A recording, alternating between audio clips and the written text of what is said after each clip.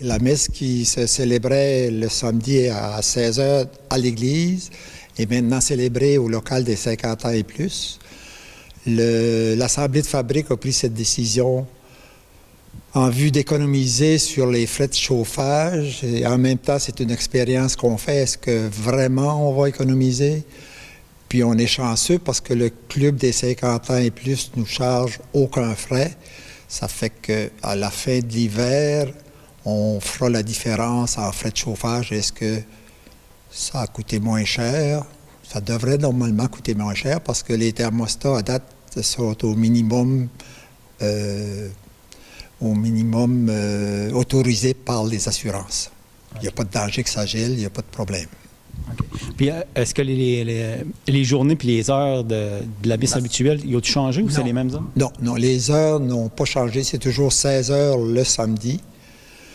Et c'est pas des heures qui sont portées à changer parce que on est 5 paroisses dans le secteur Monseigneur-Matte et il y a seulement 2 paroisses à l'heure actuelle qui ont accepté de faire des changements d'heure. Ça fait nous autres, on demeure à 16 h. Les gens commencent à s'habituer, je pense. Au début, on trouvait ça, comme moi personnellement, et mon épouse, on trouvait ça difficile parce qu'à 16 h, il faut que tu arrêtes de travailler, disons, comme à 2 h. Mais là, finalement, on s'est habitué. Puis en même temps, le monde sont plus proches, fait que ça doit être intéressant comme cérémonie. Oui, c'est sûr, comme cérémonie au local des 50 ans et plus, les gens, nous sommes rassemblés, c'est beaucoup mieux, c'est beaucoup plus convivial. Puis l'organiste est présente, la chorale est présente, alors ça nous fait une célébration beaucoup plus active que dans la grande église où on était éparpillés aux 4 coins. Là. Puis il y a eu une bonne réponse de la part des paroissiens. Les paroissiennes répondent bien, oui, franchement. Puis on est bien content de ça aussi, là, parce que c'est quand même tout un changement.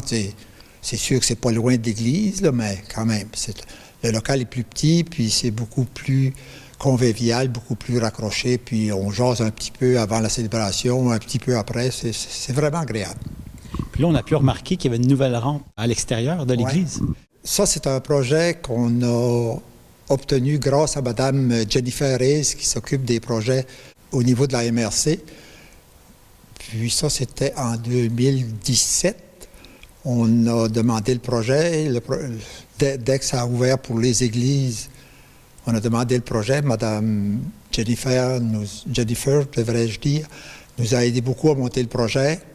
Et on a obtenu un montant de 21 311 $ du fédéral sur le projet total qui comprenait la rampe, le changement des lumières extérieures pour des lumières d'aile et la finition de la toilette en arrière de l'église, finition qui est très, très belle, très à jour.